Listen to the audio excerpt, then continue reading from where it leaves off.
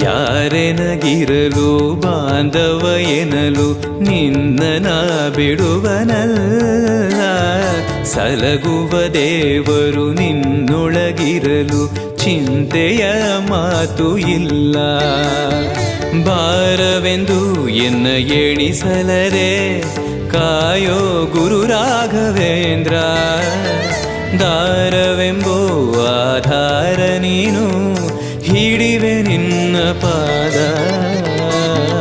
ಪೂಜ್ಯಾಯ ರಾಘವೇಂದ್ರಾಯ ಸತ್ಯಧರ್ಮರತಾಯ ಚ ಭಜತಾಂ ಕಲ್ಪವೃಕ್ಷಾಯ ನಮತಾಂ ಕಾಮಧೇನವೇ.